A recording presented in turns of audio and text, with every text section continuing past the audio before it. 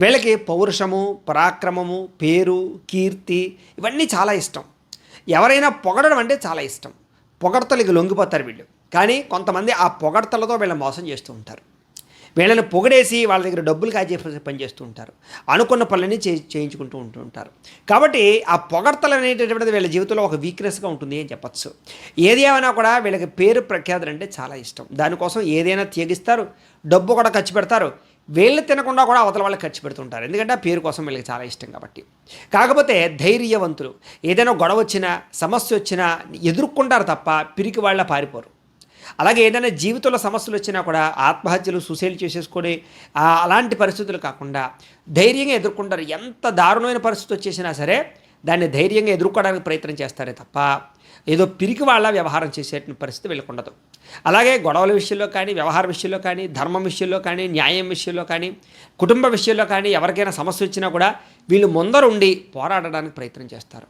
అలాగే దైవం కోసం కానీ, లేకపోతే కులం కోసం కానీ, మతం కోసం కానీ, లేదా అనేక రకాల సిద్ధాంతాల కోసం కానీ, నమ్మిన సిద్ధాంతం కోసం కానీ, దేశం కోసం కానీ పోరాడేటటువంటి తపన, ప్రతిమ బాగా ఉంటాయి. అందుకనే వీళ్ళలో ఆర్మీలో ఎక్కువ జాయిన్ అయ్యే వాళ్ళు ఎక్కువ ఉంటుంటారు.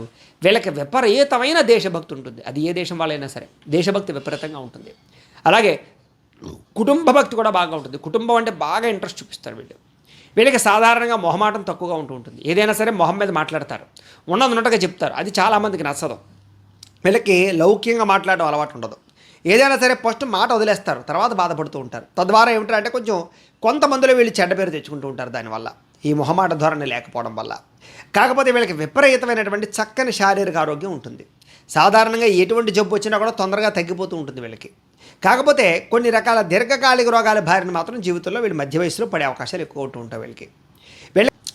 సింహరాశి వారికి సంబంధించినటువంటి సంపూర్ణ జీవితం అంటే సింహరాశి వారు పుట్టినప్పటి నుంచి కూడా మరణించేదాకా కూడా వాళ్ళ జీవితం ఎలా ఉండబోతోంది, వాళ్ళకి కలిసి వచ్చేవేమిటి, వాళ్ళ గుణగణాలు ఏమిటి, వాళ్ళ యొక్క సంపూర్ణ స్వరూప స్వభావ లక్షణాలు ఏ రకంగా ఉంటాయి, ఎలా ఆలోచిస్తారు, అలా వ్యవహరిస్తారు. అలాగే వాళ్ళకి కలిసి వచ్చే రంగులు ఏమిటి, వాళ్ళకి కలిసి వచ్చే నెంబర్లు ఏమిటి, లక్కీ కలర్స్ ఏమిటి, ఇలాంటి అన్ని రకాల విషయాలు కూడా ఇప్పుడు మనం తెలుసుకునే ప్రయత్నాన్ని చేద్దాం. అయితే ప్రేక్షకులకు ముఖ్య గమనిక ఏమిటయ్యా అన్నట్లయితే కనుక మీకు ఏదైనా అనుమానాలు ఉన్నట్లయితే కనుక కామెంట్ రూపంలో పెడితే దానికి రిప్లై కూడా ఇస్తాము అని తెలియజేస్తూ, ఈ వీడియో కనుక మీకు నచ్చినట్లయితే లైక్ చేయండి, అందరికీ షేర్ చేయండి.